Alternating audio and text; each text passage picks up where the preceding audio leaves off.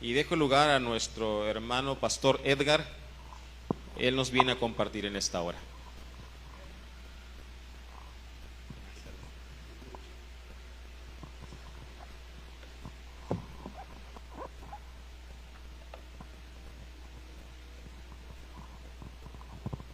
Buenas tardes, hermanos. Dios les bendice. ¿Cómo se encuentran esta tarde? ¿Cómo? Bendecidos. Gracias a Dios. Y sí, somos bendecidos, aunque lo digamos así medio de repente sin ganas, pero somos bendecidos. ¿Saben por qué? Porque estamos vivos, porque respiramos, porque hoy tuvimos un pan en la mesa, porque tenemos a nuestros seres queridos y porque Cristo murió por nosotros. Amén. Bueno, es un privilegio, como siempre lo digo, estar aquí para poder compartir la palabra del Señor y continuar con nuestro estudio de el libro de la segunda carta a los Corintios. Y vamos a continuar en donde nos quedamos la última vez, en el capítulo 7. Los que tengan su Biblia a la mano pueden buscar el libro de Segunda de Corintios, capítulo 7, y hoy vamos a estudiar los versículos a partir del 1 al 16. Segunda de Corintios 7, versículos 1 al 16. ¿Ya lo tenemos? Amén. Dice la palabra del Señor: así que, amados, puesto que tenemos tales promesas, limpiémonos de toda contaminación de carne y de espíritu, perfeccionando la santidad en el temor de Dios. Admitidnos, a nadie hemos agraviado, a nadie hemos corrompido, a nadie hemos engañado. No lo digo para condenaros, pues ya he dicho antes que estáis en nuestro corazón para morir y para vivir juntamente. Mucha franqueza tengo con vosotros, mucho me glorío con respecto de vosotros. Lleno estoy de consolación, sobreabundo de gozo en todas nuestras tribulaciones. Porque de cierto, cuando vinimos a Macedonia, ningún reposo tuvo nuestro cuerpo, sino que en todo fuimos atribulados, de fuera conflictos, de dentro temores.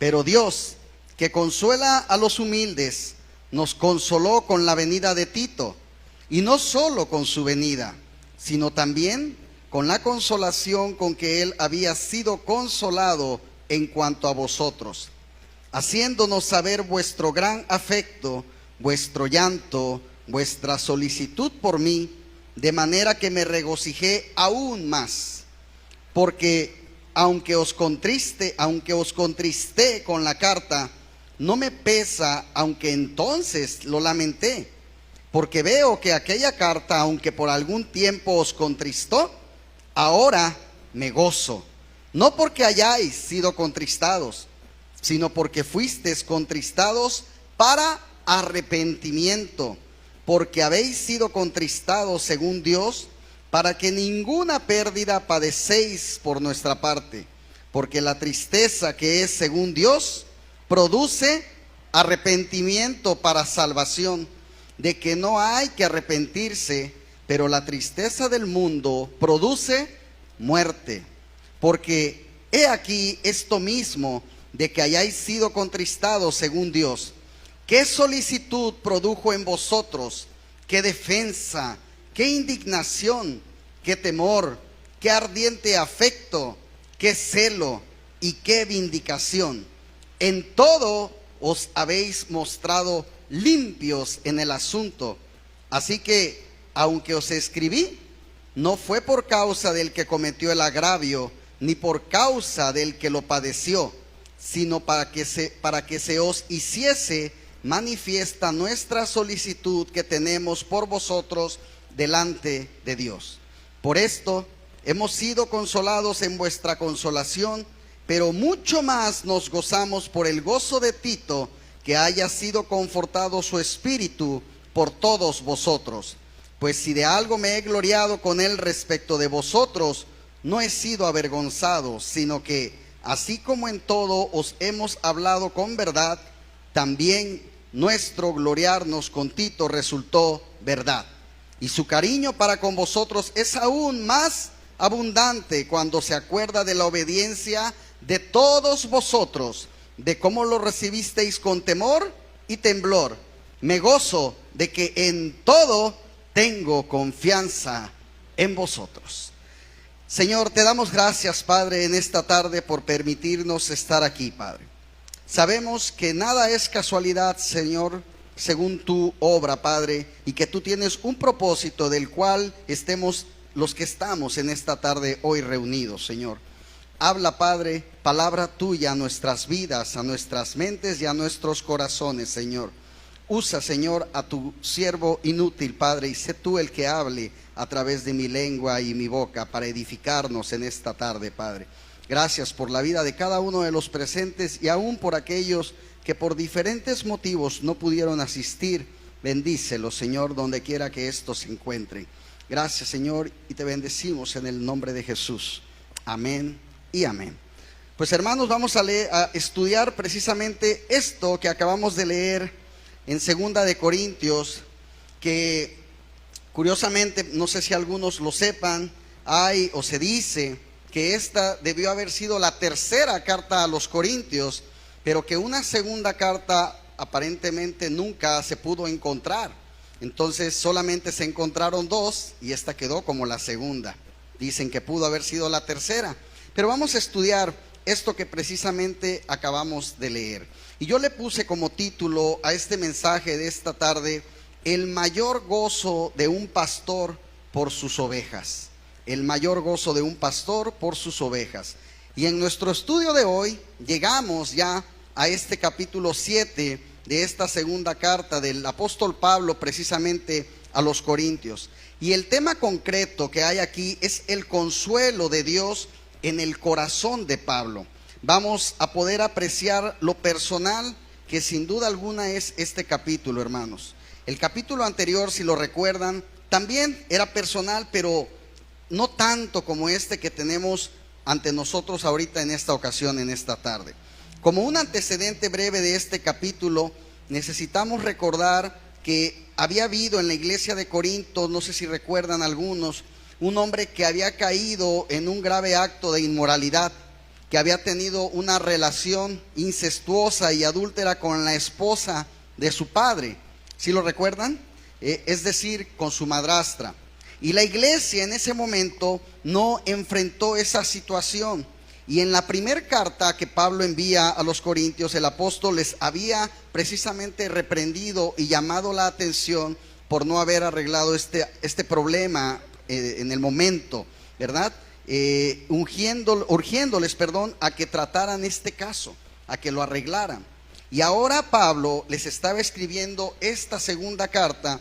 Ellos ya, para este momento de la historia, ya habían tratado el problema, con el resultado de que aquel hombre que cometió este acto, mis hermanos, ya se había arrepentido de su pecado, ya había cambiado, ¿sí? La iglesia había tratado de una manera correcta a aquel creyente y la carta de Pablo logró el efecto que Pablo quería, que era que el problema se arreglara y que esta persona se arrepintiera y hubiera un cambio genuino de parte de él. Tito había venido a ver a Pablo con el informe de que este hombre había estado ya llorando y se había lamentado por su pecado y que ahora se sentía completamente indigno de cualquier reconocimiento de la iglesia. Y es precisamente este asunto al que Pablo se estaba refiriendo.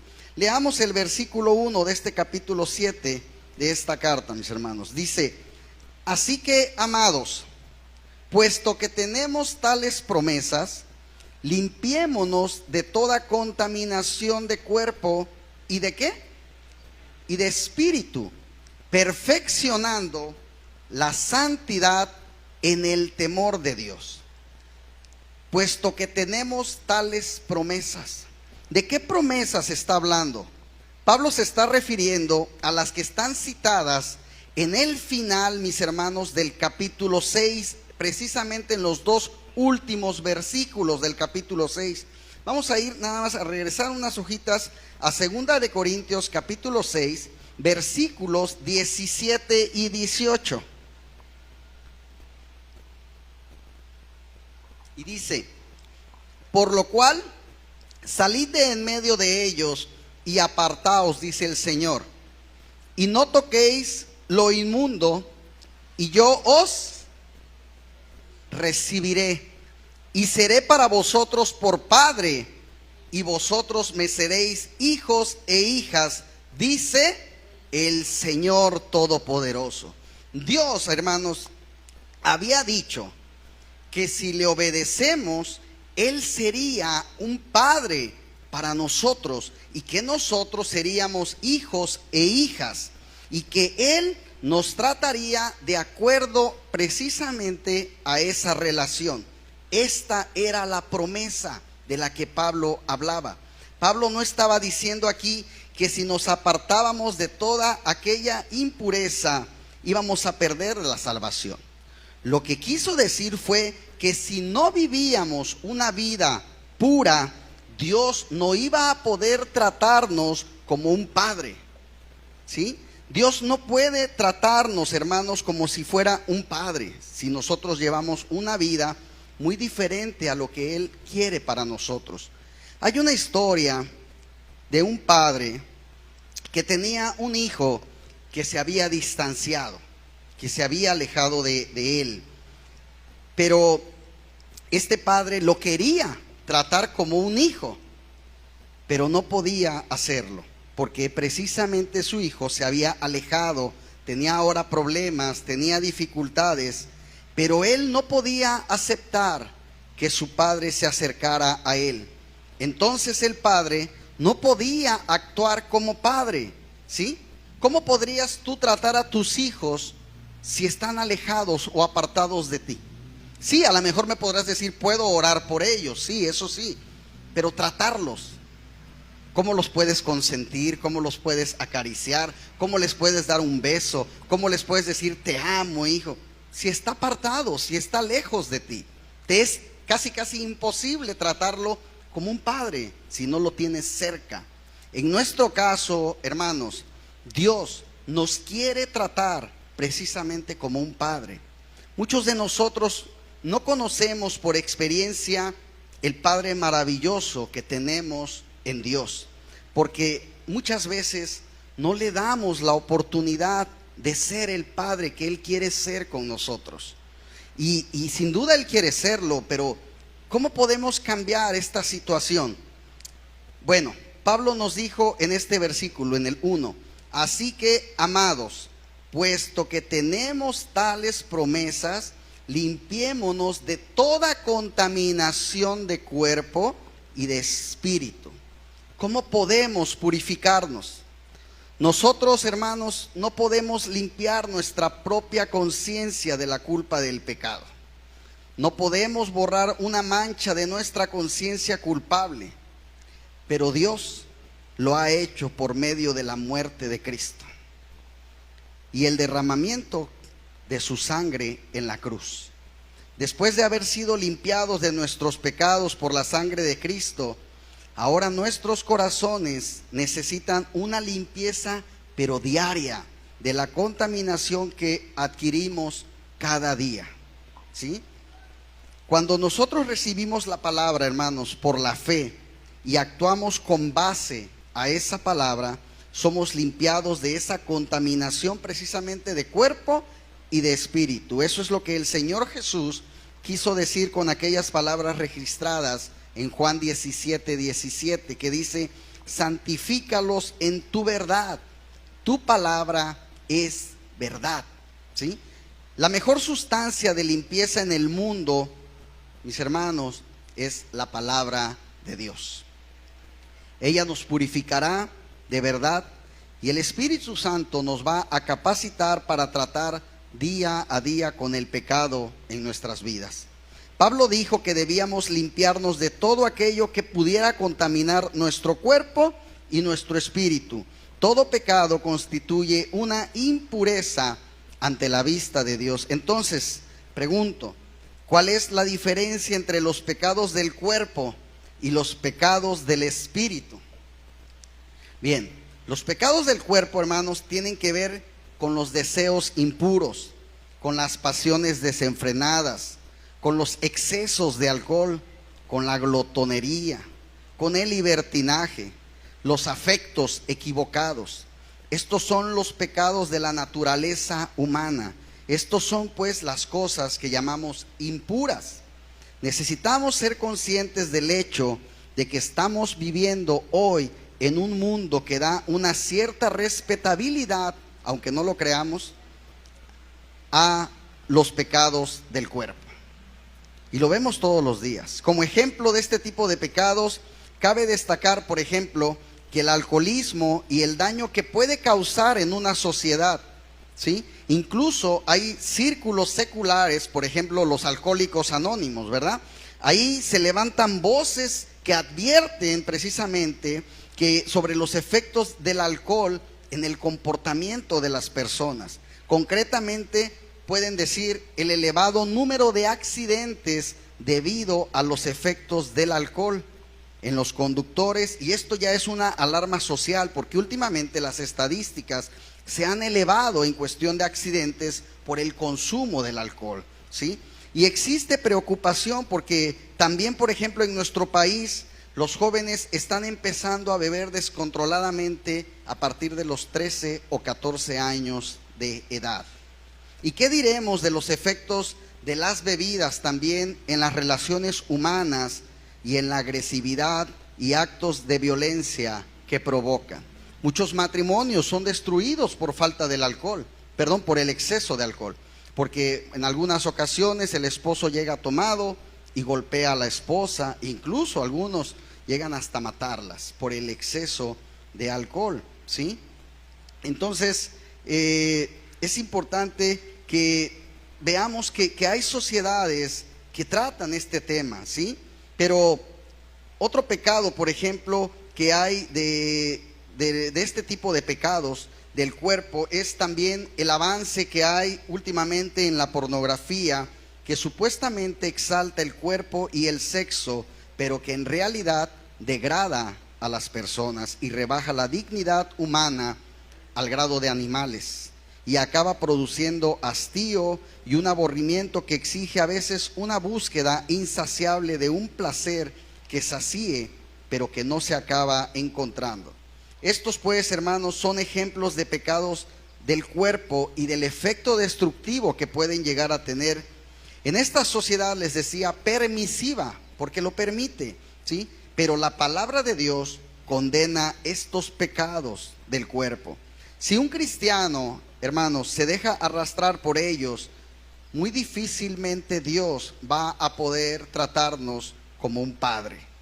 Y ese creyente, aunque continúe siendo su hijo, no va a poder disfrutar de una relación íntima con el Padre, ¿sí?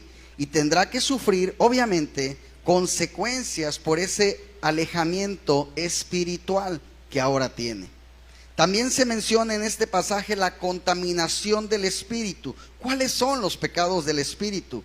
Por ejemplo, los chismes, la calumnia, ¿sí? La envidia. Hay gente que nunca sería capaz de tomar en sus manos un arma. Nunca, no va a ser capaz.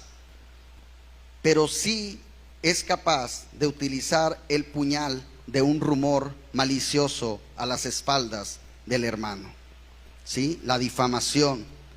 Cuando tu víctima no te está escuchando y ignore lo que tú tramas sin su conocimiento. Hay cristianos que a veces se implican en esas prácticas. Dices, yo no he matado, yo nunca he jalado con una pistola en la frente de alguien, pero sí has matado al hermano cuando has hablado o has difamado en su contra. Incluso no al hermano, al no cristiano también, ¿sí? ¿Y qué podemos decir de pecados secretos del espíritu como la vanidad, el orgullo, el engreimiento, la altanería, la incredulidad o la codicia? Hay cristianos que se han impuesto a sí mismos una serie de reglas sobre lo que no deben o lo que deben de hacer. pero dejan o se dejan arrastrar por los pecados del espíritu que acabamos de mencionar. Aquellos manchados por la contaminación de espíritu, como en su momento lo eran los escribas o los fariseos, que hasta se rasgaban las vestiduras, les era difícil venir a Jesús. Nuestro orgullo, hermanos, nuestro legalismo, nuestro propio enfoque, nuestra justicia propia, nuestra amargura y nuestro odio pueden ser mucho peor para tratar que con los pecados que son obvios de la carne. Hay una deshonra del espíritu, la cual es independiente de la deshonra de la carne. El espíritu puede ser deshonrado de muchas maneras. Pablo dijo: limpiémonos de toda contaminación de cuerpo y de espíritu. Está nombrando a dos. Perfeccionando la santidad en el temor de Dios. El escritor del libro de los Hebreos lo expresó de la siguiente manera, hermanos. Si pueden buscar Hebreos capítulo 12, versículos 13 y 14.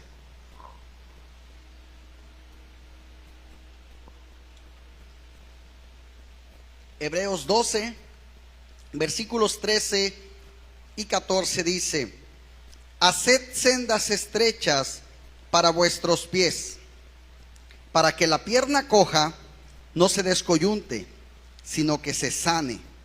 Buscad la paz con todos y la santidad, sin la cual nadie, ¿qué dice?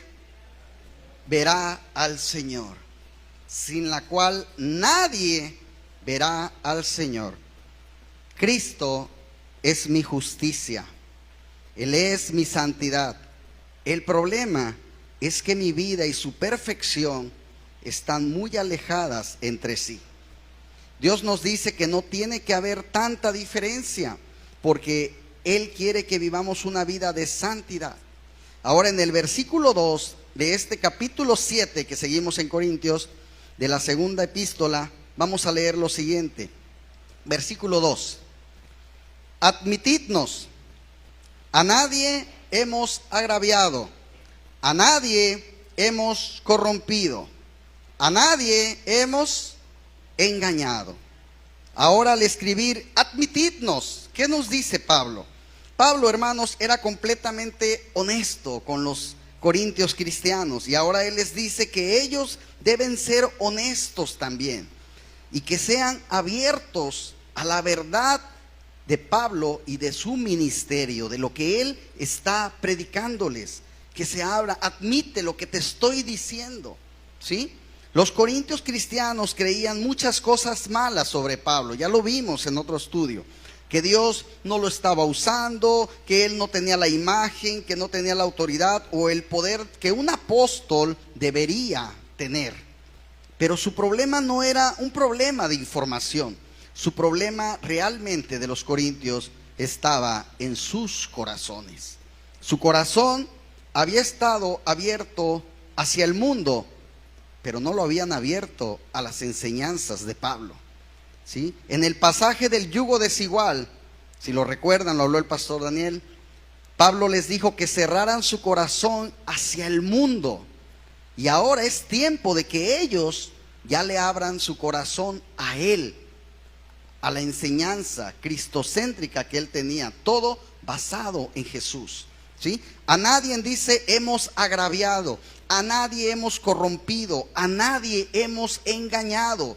Pablo le recuerda a los corintios de lo que ellos ya saben.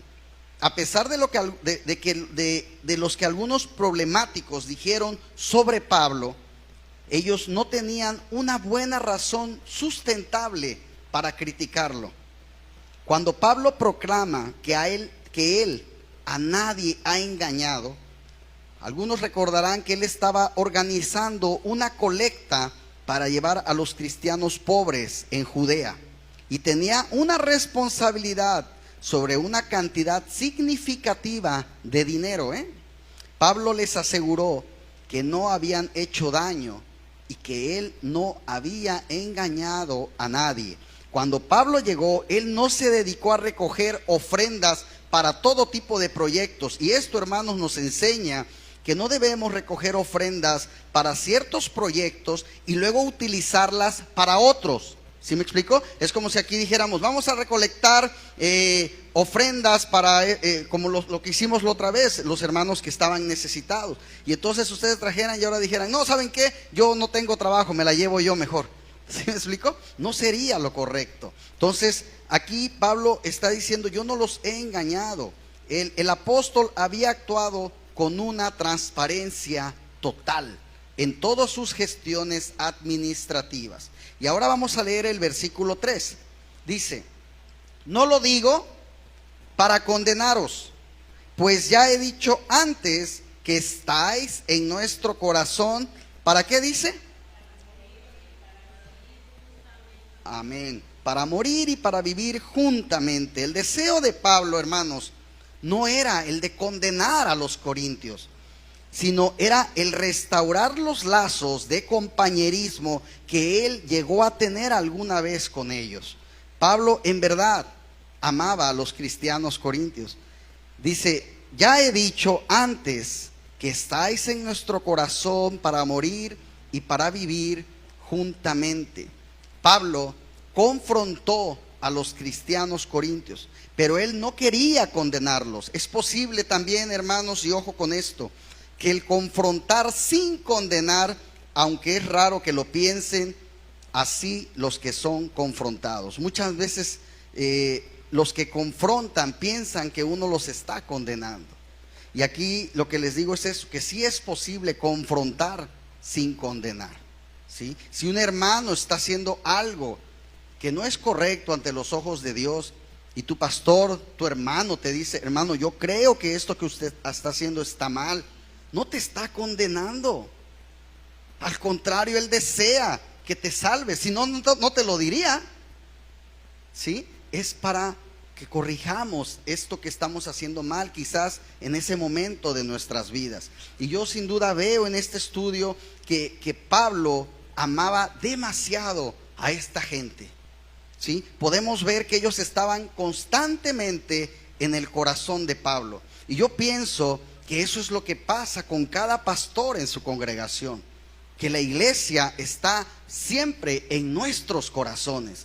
Cada uno de ustedes siempre debe y debería de estar siempre en los corazones de sus pastores, ¿sí? Y notemos lo que dijo él en el versículo 4. Mucha franqueza tengo con vosotros, mucho me glorío con respecto de vosotros. Lleno estoy de ¿qué dice? De consolación. Sobreabundo ¿de qué? De gozo en todas nuestras tribulaciones. En todas. Si Pablo, sí, y aquí lo confirma. Si Pablo ha sido franco en su crítica hacia los corintios, ha sido sincero, pero también en cuanto a que él se gloría por ellos. Es sincero, les tiene amor, y como les decía, es como el buen pastor que se alegra y se goza cuando su congregación, hermanos, y esto es algo para analizar, no está creciendo en cantidad, sino en santidad. Eso es lo más importante, ¿sí?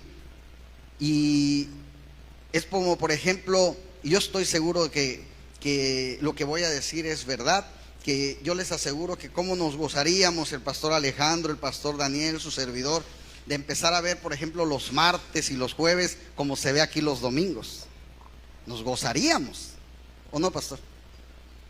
¿Por qué?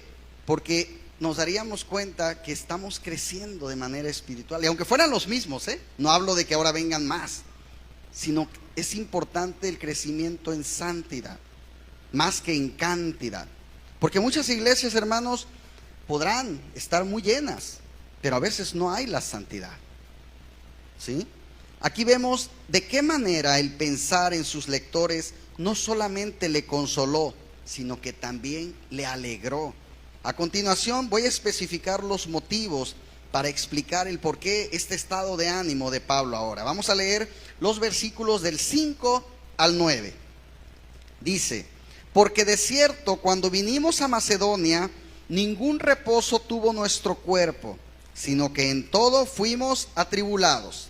De fuera conflictos y de dentro temores. Pero Dios, que consuela ¿a quién? Nos consoló con la venida de Tito, y no solo con su venida, sino también con la consolación con que él había sido consolado en cuanto a vosotros, haciéndonos saber vuestro gran afecto, vuestro llanto, vuestra solicitud por mí, de manera que me regocijé aún más, porque aunque os contristé con la carta, no me pesa, aunque entonces lo lamenté, porque veo que aquella carta, aunque por algún tiempo os contristó, ahora me gozo. No porque hayáis sido contristados, sino porque fuisteis contristados, ¿para qué? Para arrepentimiento, porque habéis sido contristados según Dios, para que ninguna pérdida padecéis por nuestra parte. Y creemos, hermanos, que necesitamos saber algo de lo que había sucedido antes para poder entender mucho mejor estas palabras.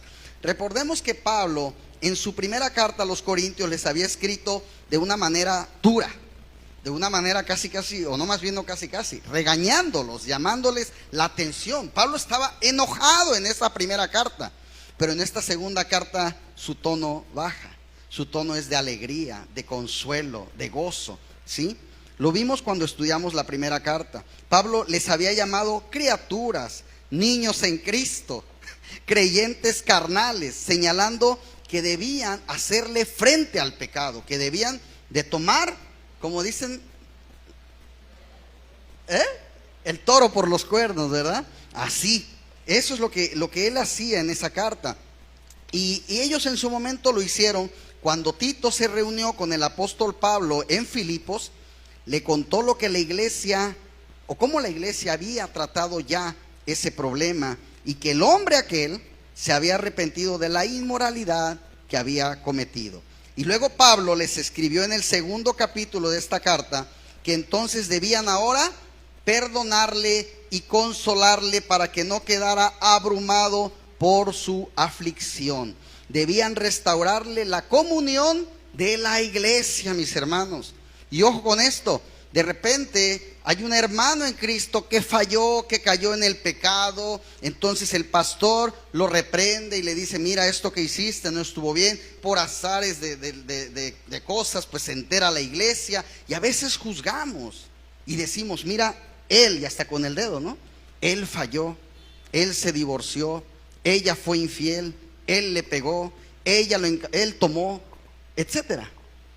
Pero él se arrepiente y él cambia, y muchas veces no hacemos lo último que les dije: restaurar la comunión de la iglesia. Queda señalado cuando nosotros debemos ser como Cristo, perdonarlo y olvidar, ¿sí? Debemos restaurar esa relación con el hermano, porque entonces podríamos decir: el que esté libre de pecado, que tire la primera piedra. Recordemos que cuando él se había ido de Éfeso a Troas, esperó ahí para que Tito regresara, pero este no lo hizo.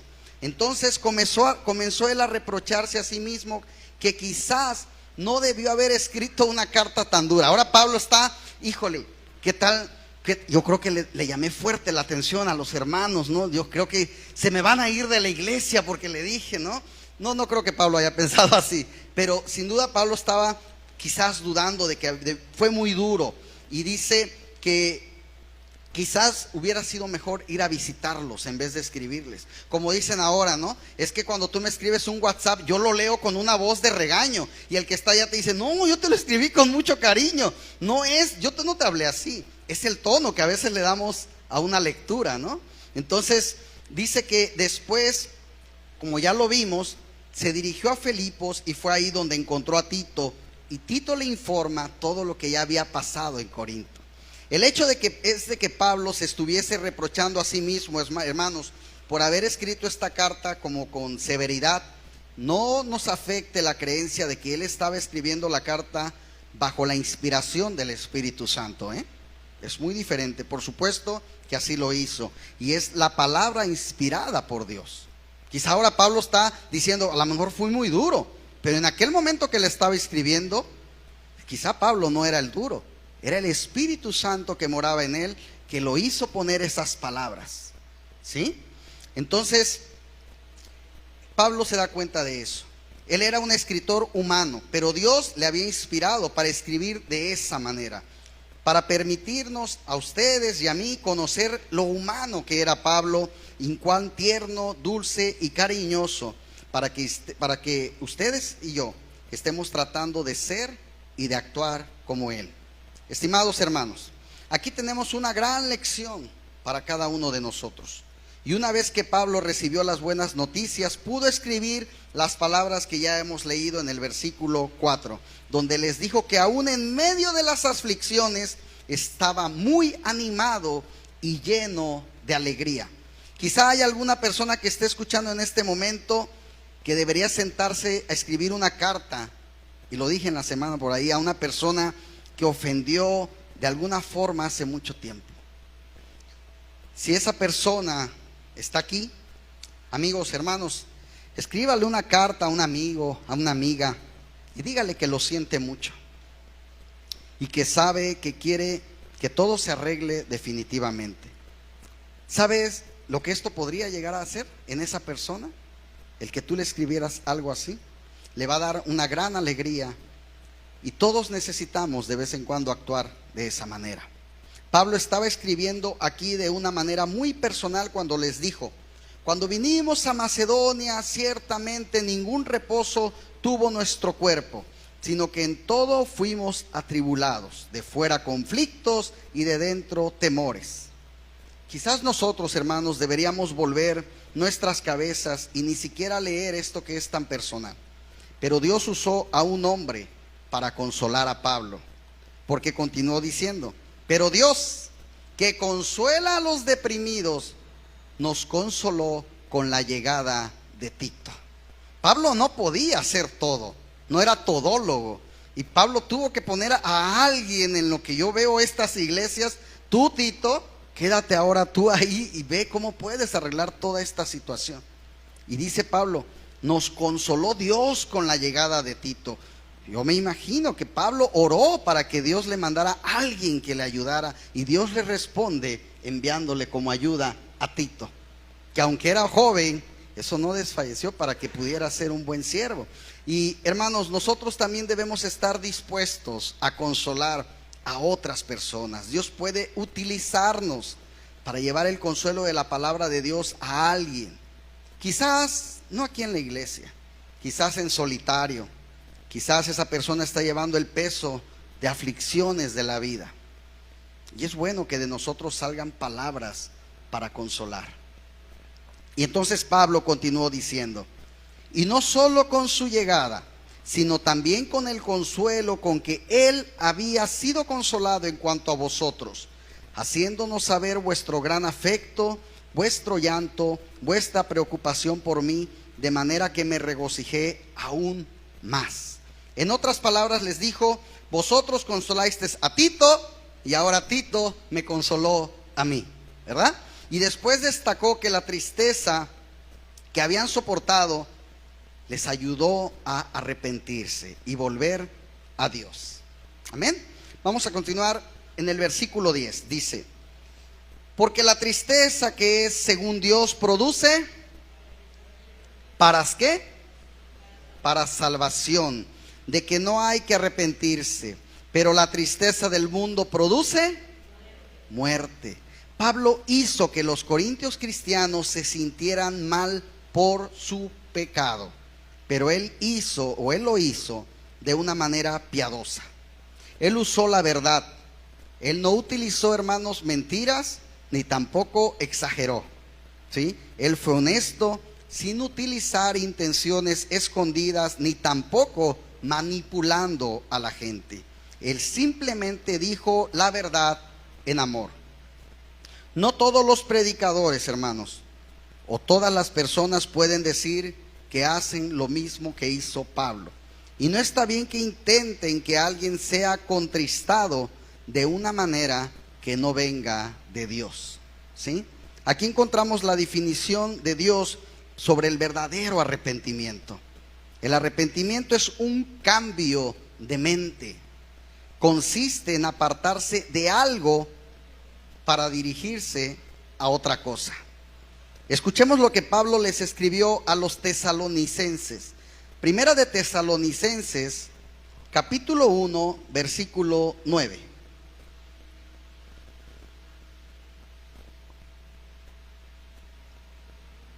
Dice: porque ellos mismos cuentan de nosotros la manera en que nos recibisteis y cómo os convertisteis de los ídolos a Dios, para servir al Dios vivo y verdadero. Amén.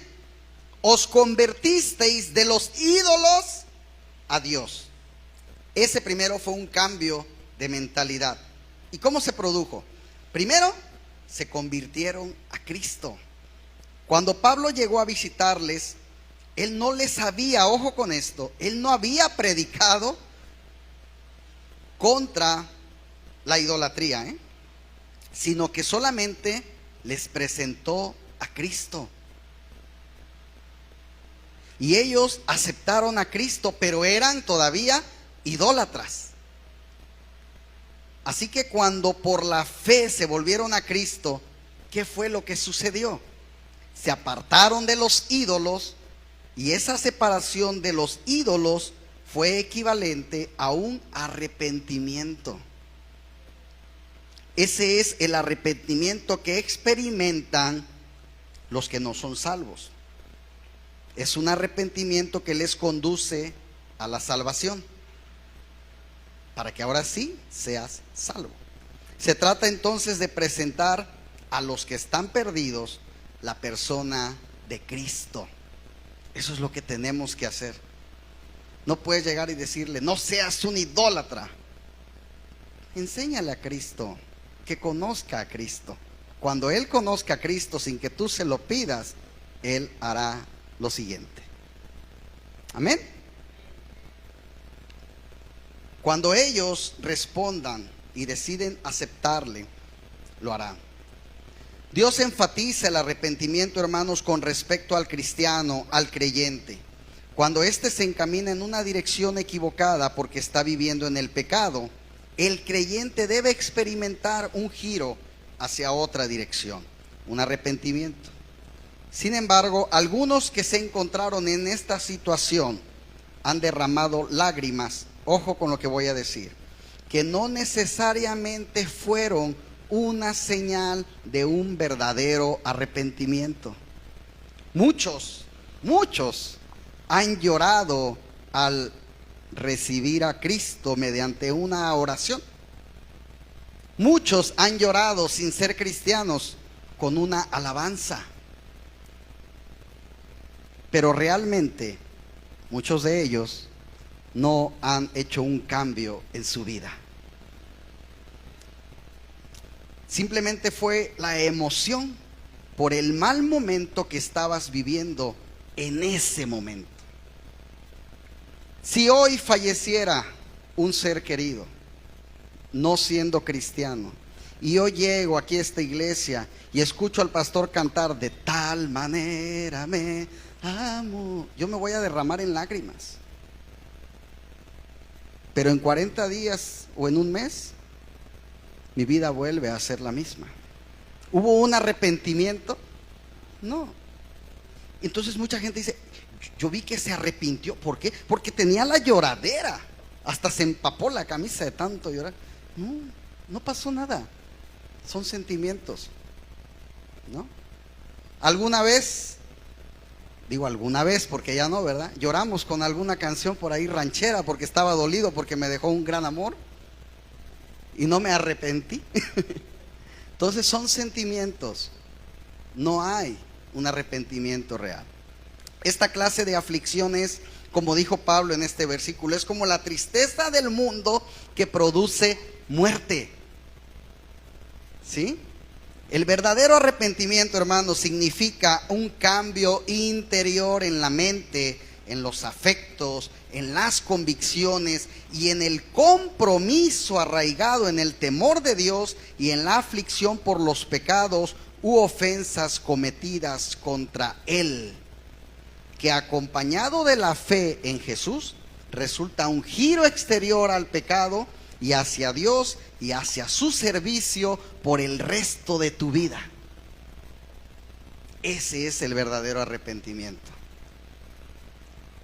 Alguien solía contar de un barco que navegaba por un río muy caudaloso, que tenía una caldera pequeña, pero una sirena potente. Cuando navegaban río arriba, hacía sonar su sirena. El barco comenzaba a ser arrastrado río abajo, porque al ser la caldera tan pequeña, no podía propulsar al barco y hacer sonar la sirena al mismo tiempo. Algunas personas actúan también como este barco, con una caldera pequeña, pero una sirena potente. Derraman muchas lágrimas y expresan exteriormente una gran emoción, pero no han experimentado un arrepentimiento verdadero. Es decir, que derraman muchas lágrimas, pero continúan yendo en la misma dirección. Esto significa que entonces somos hechos salvos por nuestro arrepentimiento. No, el arrepentimiento no es la base de nuestra salvación, pero es una parte y una condición necesaria para ello. El arrepentimiento jamás debe de tenerse en mente como algo que se debe de hacer antes de que podamos regresar a Dios. El arrepentimiento describe el acto de venir a Dios. ¿Sí? No puedes voltear hacia Dios sin volverte de las cosas de las que Él está en contra. Spurgeon, un gran teólogo, decía: las personas de los días de hoy parece que brincan rápidamente hacia la fe. Yo no desapruebo ese gozoso salto, pero aún yo espero que el arrepentimiento de mi viejo amigo no esté muerto. Yo estoy desesperadamente enamorado del arrepentimiento. Parece que es el hermano gemelo de la fe. Se parece, pero no es. La tristeza en sí misma, hermanos, no produce nada más que malos sentimientos. Muchos, incluso estando tristes, prefieren irse a llorar o a suicidarse. Pero la tristeza que es según Dios produce arrepentimiento, ya que el arrepentimiento es un cambio en una manera de pensar y también en una manera de vivir. Podemos decir si una tristeza es según Dios al ver que produce arrepentimiento. Así que la tristeza que es según Dios no puede ser medida por sentimientos, por lágrimas. Solamente puede ser medida por lo que produce. ¿Qué tantas tristeza tú crees que debes de tener? ¿Cuál es el propósito de la tristeza por el pecado? Es para que te atraiga hacia la confianza de la obra de Jesús. No es que tu tristeza te limpie de tu pecado, sino la sangre del Cordero. Es la bondad de Dios el cual conduce al hombre al arrepentimiento. Tu tristeza por el pecado te condujo en un tiempo u otro a arrojar toda la carga a los pies del Salvador crucificado y resucitado. Si no lo has hecho, todo lo que quede corto de hacerlo es lo que Pablo precisamente menciona que conduce a la muerte. De que no hay que arrepentirse. Esto es debido a que la tristeza que es según Dios hace una obra muy grande. No se siente bien, pero hace un buen trabajo. La tristeza del mundo es diferente porque produce muerte. Cuando la tristeza se recibe o se lleva a manera del mundo, tiene el efecto mortal de producir resentimiento y amargura. Podemos arrepentirnos de este tipo de tristeza. La tristeza piadosa produce arrepentimiento para la salvación, de la que no hay que arrepentirse. Un arrepentimiento como un hombre jamás tendrá una causa de arrepentirse. Job maldijo el día de su nacimiento. Muchos lo recuerdan. Pero ¿saben algo? Nunca he escuchado a un hombre que maldiga el día de su nuevo nacimiento. En el arrepentimiento hay una dulce amargura o una amargura dulce. ¿Cómo deberíamos de llamarlo? de la cual entre más tengas, mejor es para ti. Puedo verdaderamente decir que no conozco una alegría más divina que el de poner mi cabeza en el regazo de mi Padre Celestial y el decir: Padre, he pecado, pero tú me has perdonado. Oh, cuánto te amamos. Entonces, escuchemos lo que dijo Pablo en los versículos del 11 al 13. Dice: porque he aquí esto mismo de que hayáis sido contristados según Dios. ¿Qué solicitud produjo en vosotros? ¿Qué defensa? ¿Qué indignación? ¿Qué temor? ¿Qué ardiente afecto? ¿Qué celo y qué vindicación? En todo os habéis mostrado limpios en el asunto. Así que aunque os escribí, no fue por causa del que cometió el agravio, ni por causa del que lo padeció, sino para que se os hiciese manifiesta nuestra solicitud que tenemos por vosotros delante de Dios. Por esto hemos sido consolados en vuestra consolación, pero mucho más nos gozamos por el gozo de Tito, que haya sido confortado su espíritu por todos vosotros. Pablo, hermanos, los elogió entonces por el hecho de que se habían vuelto realmente hacia Dios. Ellos ya se habían arrepentido. El Padre, sin duda alguna, siempre se va a preocupar por sus hijos. El buen pastor siempre lo hará por sus ovejas. Nuestro interés como pastores, hermanos, debe ser que en ustedes haya un verdadero cambio, un verdadero arrepentimiento genuino, y que sobre todo se vea reflejado en sus vidas. ¿Qué solicitud produjo en vosotros? Dice. ¿Qué defensa? ¿Qué indignación? ¿Qué temor? ¿Qué ardiente afecto? ¿Qué celo y qué vindicación? Todas estas cosas mostraban que las tristezas de los corintios cristianos obraron a un arrepentimiento verdadero. ¿Qué solicitud? La tristeza piadosa produce y el arrepentimiento muestra solicitud. El arrepentimiento significa cambiar y toma solicitud el mantenerse en ese cambio. Si uno se da por vencido fácilmente, entonces jamás pueden andar en arrepentimiento, aunque podríamos hacer actos de arrepentimiento. ¿Qué defensa? La tristeza piadosa produce y el arrepentimiento muestra defensa.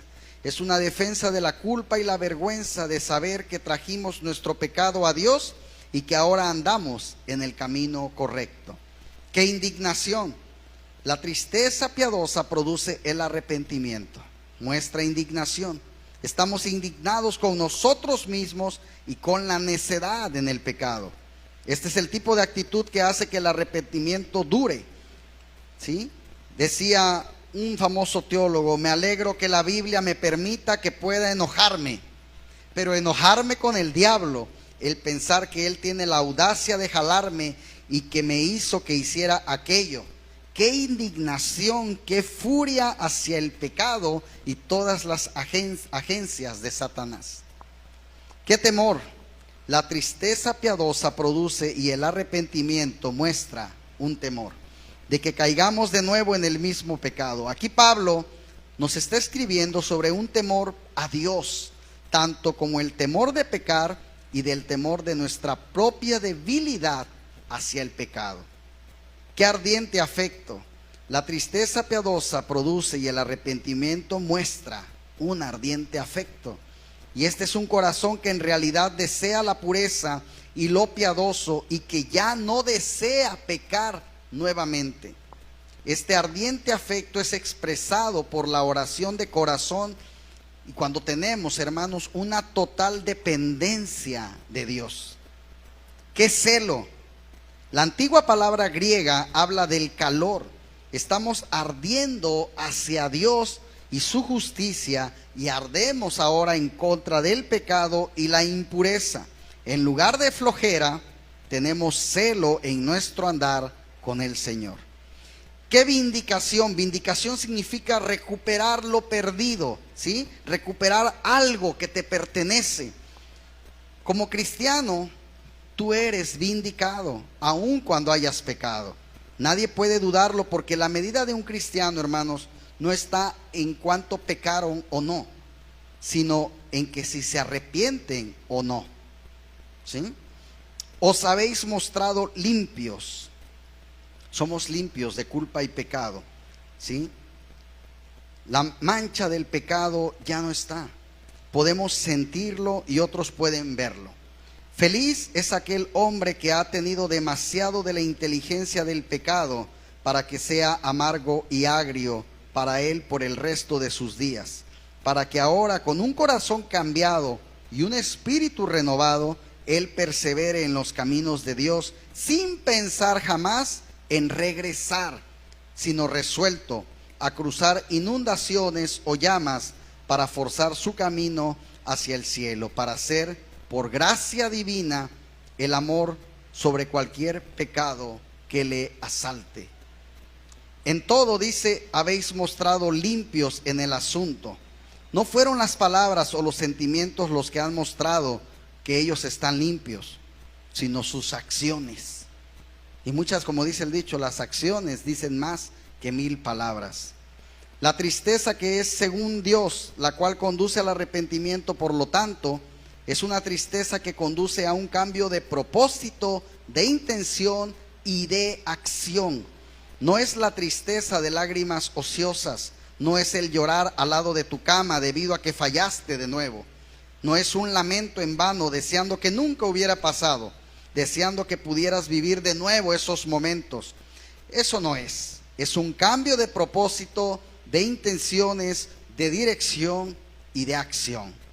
En el asunto, Pablo está utilizando discernimiento piadoso al no traernos todo el asunto de nuevo desde el principio. Había alguien que había hecho un mal, como ya lo he repetido en varias ocasiones, y había alguien que recibió el mal, pero no había necesidad de pasar por todo ese lío nuevamente.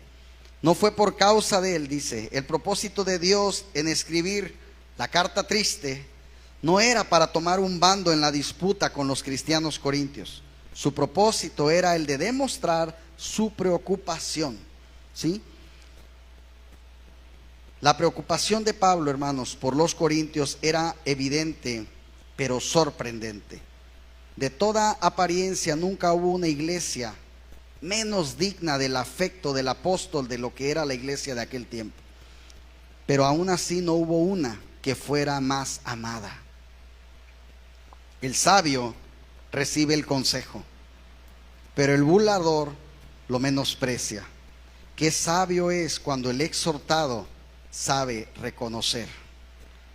Si alguna vez, hermanos, una autoridad regaña a tu hijo, no juzgues su autoridad.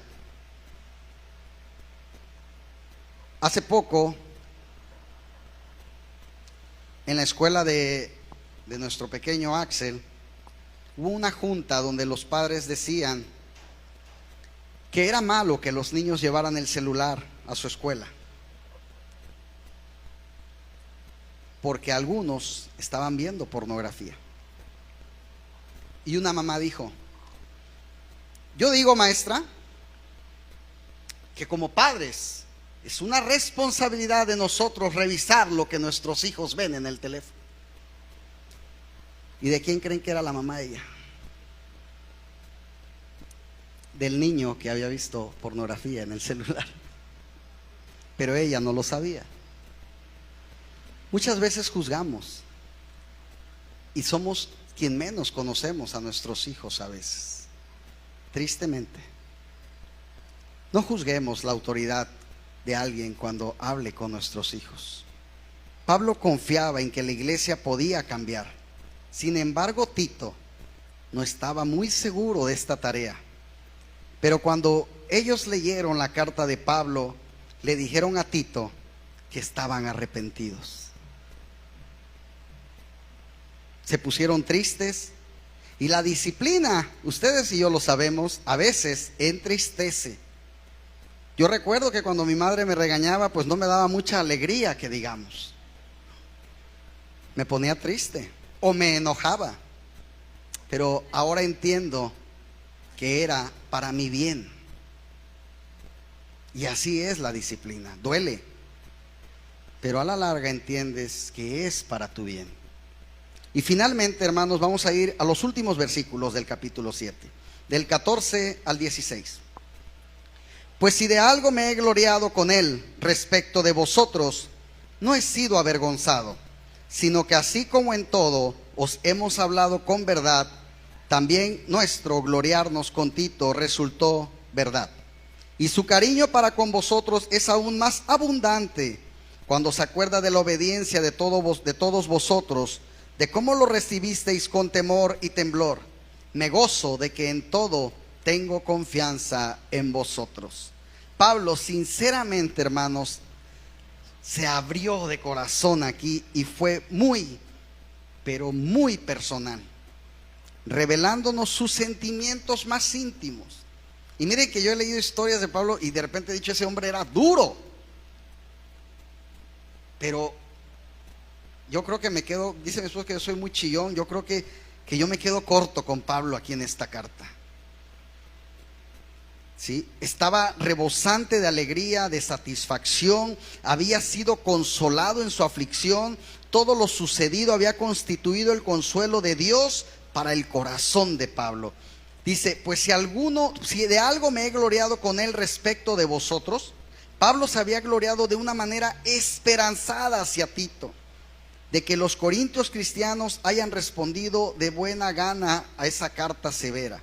Quizá Tito no estaba tan seguro, y eso me recordó como mi pastor me dijo, Edgar, tú tienes el llamado para ser pastor. Y de repente como que decíamos que sí, y de repente ya decía, yo estoy seguro, yo no tanto, pero pero aquí pasaba algo muy similar. Tito no estaba muy seguro. Dice, pero el gloriarnos con Tito, dice Pablo, pero el gloriarnos con Tito resultó verdad para Pablo. Cuando Pablo les dice, yo me glorío con él, o sea, con Tito, es decir, no me equivoqué en escoger a Tito, va a funcionar.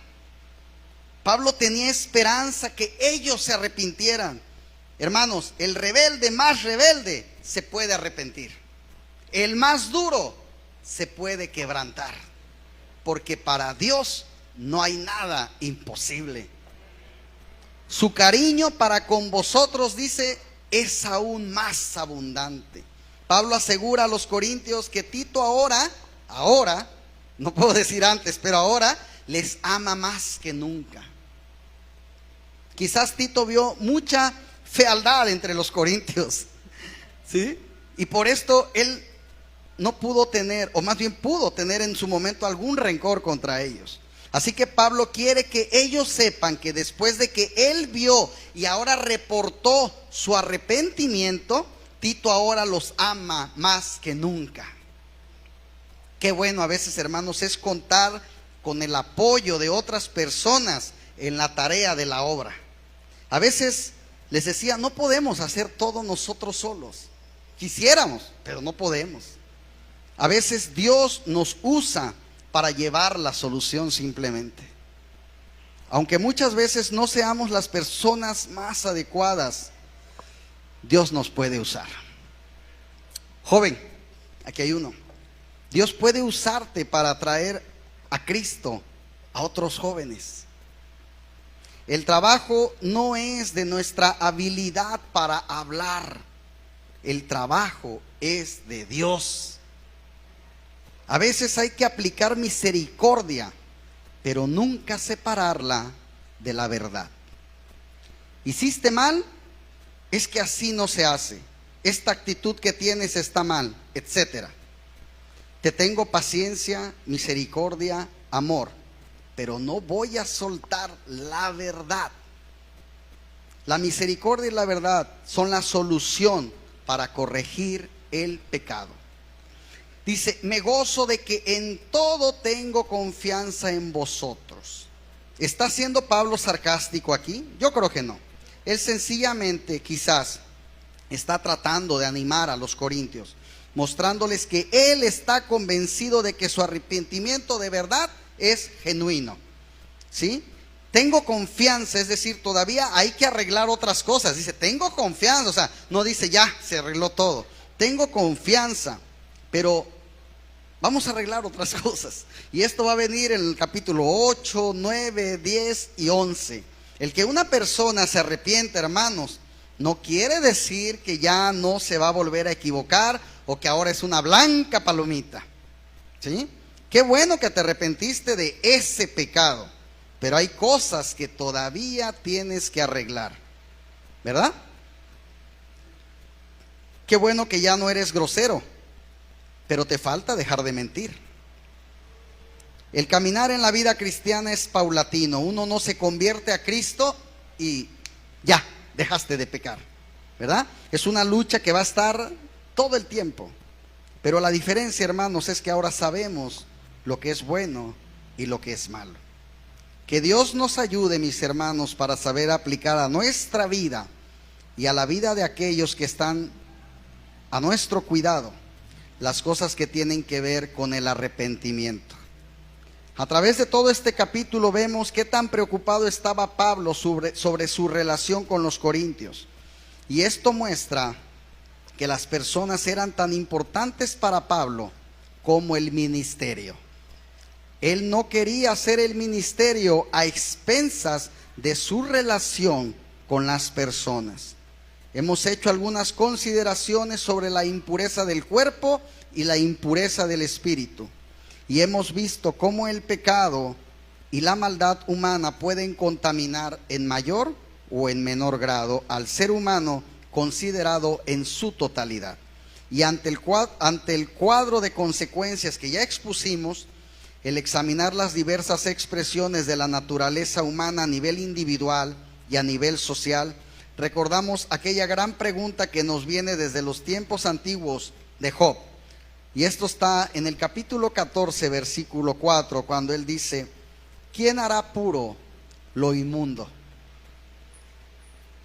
Y la respuesta para aquellos tiempos fue determinante: nadie. Pero desde que Dios, mis hermanos, envió a Jesús al mundo a morir por tus pecados y los míos, hay otra respuesta: la sangre de Jesús, su Hijo. Él nos va a limpiar, y Él nos limpia de todo pecado.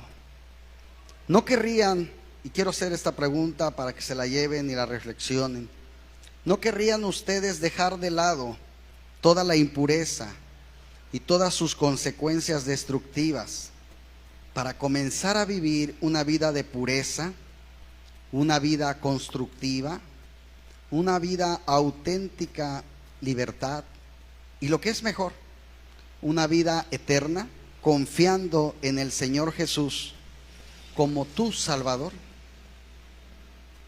Yo creo que todos diríamos que sí. El título de este mensaje, hermanos, es o fue: el mayor gozo de un pastor por sus ovejas. Y ese, mis hermanos, no es el cuánto llegue a las arcas de diezmos o de ofrendas. No es si cada vez hay más personas en este local. No es si llegamos a tener mejores instrumentos para la alabanza. El mayor gozo no va a ser si tuviéramos un mejor local. El mayor gozo de un pastor, de un verdadero pastor, es el verdadero arrepentimiento de sus ovejas, y eso va a traer el verdadero crecimiento espiritual en ellas. Ese es el mayor gozo que podremos tener. Amén. Te damos gracias, Señor, en esta tarde por habernos hablado, Señor. Has hablado a tu pueblo, Señor, y te doy gracias por permitirme llevar este mensaje, Señor. Te pido, Señor, que tu Espíritu Santo redarguya en cada uno de nosotros aquello que necesitemos todavía cambiar, aquello que necesitemos perfeccionar, mejorar, para cada día parecernos un poco más a ti, Señor. Nos falta mucho, pero estamos en el camino, tenemos la disposición para hacerlo, Señor. Sigue obrando en nuestras vidas, Señor. Sigue obrando en esta iglesia, Padre, para que crezcamos, Señor, y no en cantidad, sino en arrepentimiento, Señor. Que nuestras vidas empiecen a cambiar como tú nos la indicas, Padre. Gracias, Padre, por cada una de las personas que estuvieron en esta noche aquí. Señor, bendícelas. Tú conoces las necesidades de cada una de ellas, Padre, y que se hagan según sea tu voluntad perfecta y soberana, Padre. Gracias, Señor. Bendice cada camino a casa de cada una de estas personas, Señor. Ve con ellos, y que el próximo domingo podamos estar aquí reunidos una vez más, Señor, para alabarte, para adorarte, para glorificarte, para que nos sigas dando muestras de tu manual, que es la palabra, para que podamos ir mejorando día a día nuestra vida y nuestro andar contigo, Señor. Gracias, Padre, en el nombre de Jesús. Amén y amén.